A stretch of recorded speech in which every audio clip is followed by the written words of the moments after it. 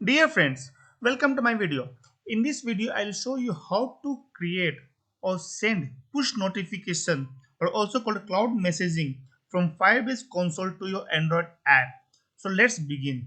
We'll create first, probably we don't need a layout. I just want to show you the concept.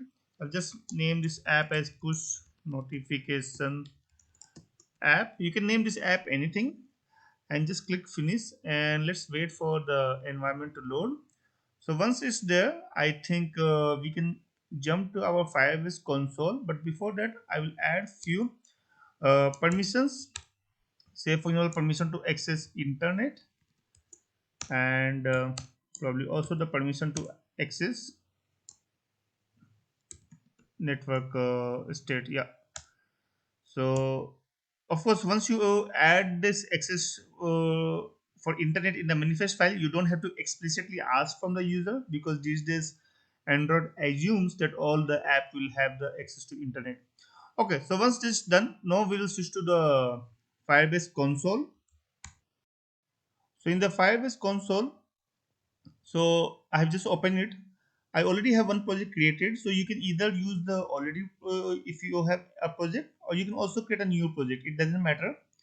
In my case, probably I'll reuse my project and I'll add a new app. And this app is of Android, so I'll use this one, Android option, and it's asking me the package name. So package name I will get from here. You can just copy paste from your Java code the top line, the package name, and paste it. You can give some nickname, probably I'll leave it blank. Then it's asking for SHA1 certificate. It's also optional, but I will suggest that we give it. Probably even this I will give some name, push notification. And SHA1 certificate, how we can get it is you go back to your Android studio, and over here in the tasks in Android, just I mean this is the easiest way I find it. There are other ways as well to get the SHA1, and just double click here, you'll get this. Just copy paste and put it here. Register your app. It may take few seconds. In the meantime, I'll switch this back to the app. Don't forget it, otherwise your emulator options won't come up. I'll just minimize this. I don't think I need this anymore. And I'll also switch to the project view over here because I will have to copy the Gradle file which we will receive over here.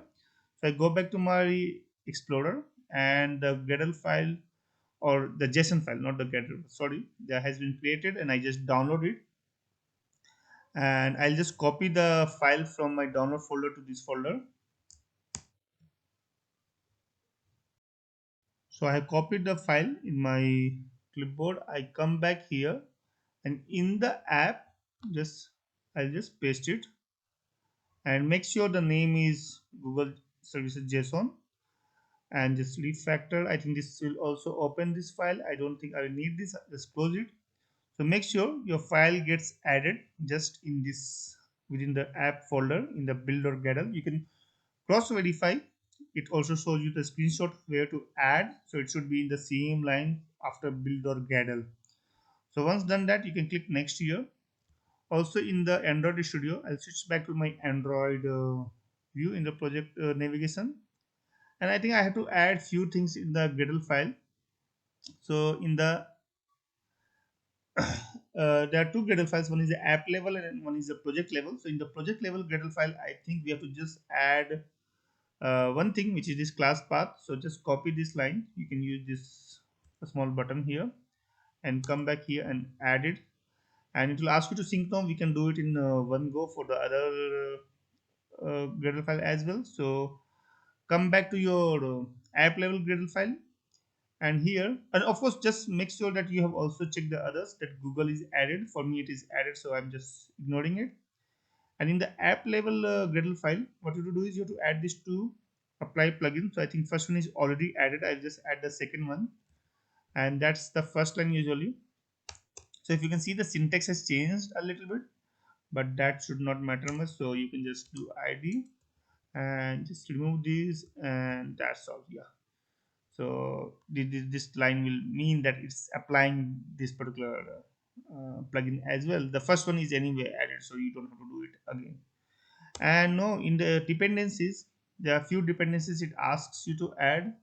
The first one is the okay, it just asks you to add this one, but I will also suggest you to add a couple of other dependencies. I'll just show you quickly. So one is this one, but in this one also I think this is referring to our old one, and so we will go for the latest one, probably 2.0 would be the better one. And apart from this, we will also add dependency for, say for example, no, what did I do? Yeah, say for example, analytics. So I'll just add com dot google dot firebase, but and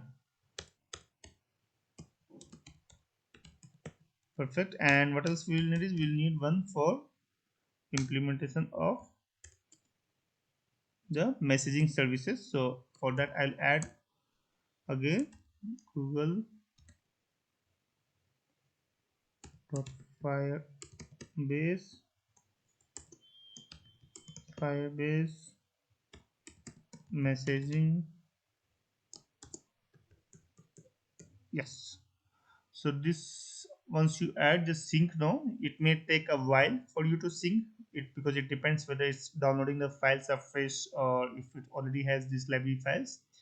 But once done this, I think more or less your Gradle files are in place, and now we can switch to the code aspect. But before we get into the code, we will just quickly come back to our Firebase and do a finish here, continue to console, and that's all is what I feel. So cloud messaging will send using this in the below in the engagement. In the engage, there is this option of cloud messaging. We'll be using this option, but before we use this, let's first complete our code in the Android Studio.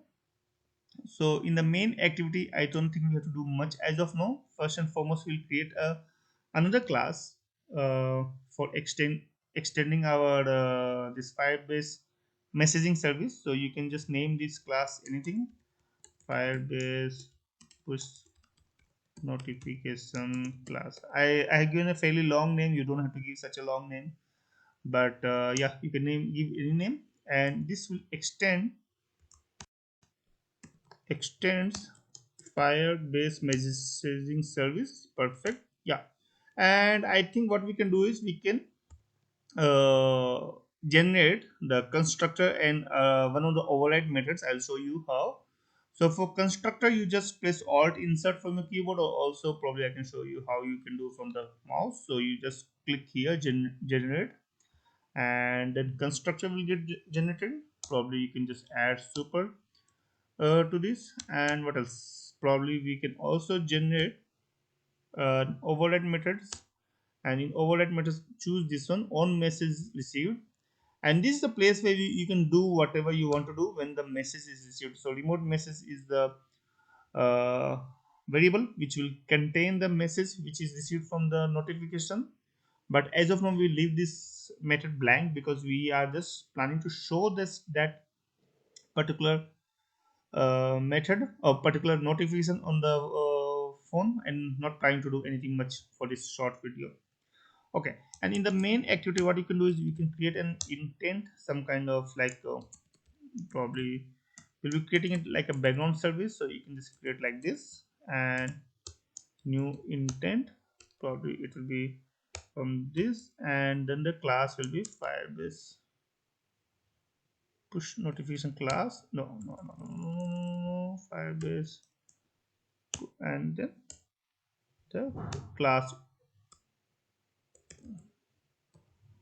Yes, and then we can start this service with this particular intent. Perfect. We will also have to update in our manifest file for this particular service, so that it knows that this is like a background process and intent filter. And now we can add the action could be probably, yeah, this will respond via message service.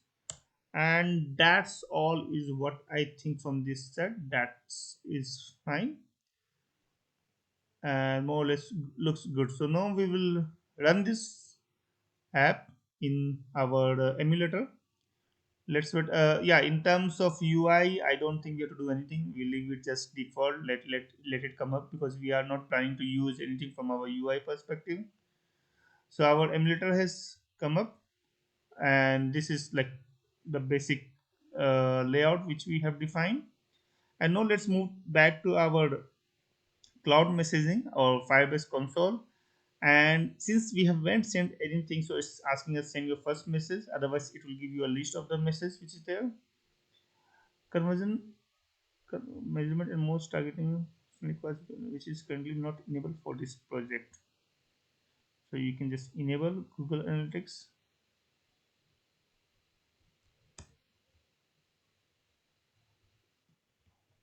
So you can just select the account to which you want to enable and then just click enable Google Analytics. And once it's done, just click finish. It will enable it. Now we are back to our cloud messaging. If you are, I will restart. So probably you just click here in the engage, send your first notification, and you can add anything. Probably test title, and the notification will be test again, or you can add anything and then just next. And here you can select a target. So this project has two of my this one apps attached.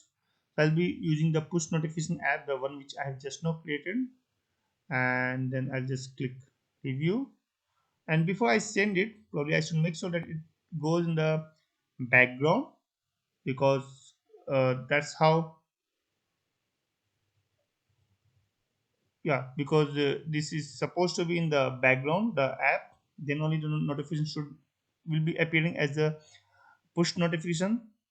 So it seems like I've sent the notification from this side from the console, but it hasn't come yet. So since it's the first time, we may have to wait, or even I have seen we may have to sometimes restart the app. So let me do that. I will just in the Android Studio, I'll just kill this app and restart once to see if it works. So I've restarted, and it seems like the notification has come just now. So yeah, it seems like the notification worked. We will of course try again once again. So I will restart the app, probably of course terminate.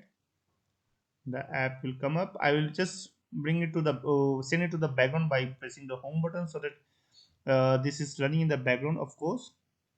And I will go back to my uh, yes cloud messaging, and I'll create probably some new notification and make it like second test or push notification.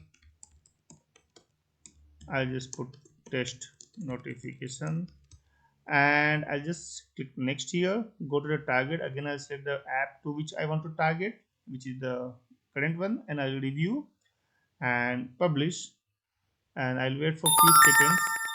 And perfect, there was some sound. So if I go back to my phone, of course the emulator, second push notification, test notification, perfect. So it seems like it's able to send whatever the notifications which we create. And since we have only one app, one phone has installed this particular app, so it will just appear for one phone. But if the same app is installed on multiple phones, all will get together. One thing which I would like to say, of course, a few things which I would like to show is you can of course always duplicate or delete the notification. You can control the notifications from this particular space. And also one thing which I like to show you is once you have done this whatever like test, I'll just fill it quickly. And you have lots of other options, like you can include your image or other things. And also in the target, you can include or you can filter out a target apps based on lots of conditions. Like you can use different kind of conditions, and then you can also have lots of options is what by default is given by the Android or by the Firebase. And you can also schedule whether you want to send it right away or after some time or something like that. But just for simplicity, I'm just sending it right away to demonstrate. And this is one of the most simple way is what I'm showing. And then before sending, you just review and then you can just send it. So here you can have a group. You can create a group of the phones, group of the based on certain conditions you can create a group, and you can then target only those apps, and you don't have to target all the phones which have installed your apps accordingly. So that's a little bit advanced, but yeah, that's possible. So this is the last trial I did. Of course, test. So it will just send a simple test notification. This was my second one, and this is the just now. It's sent right now. Perfect. So that's all I wanted to show. I hope this pretty simple code is useful to you to understand how you can quickly design a push notification. And yeah, so I hope this is useful to you. If you have any questions or suggestions, then please put in the comment section. And if you like this video, then please subscribe to my channel. Thank you and bye.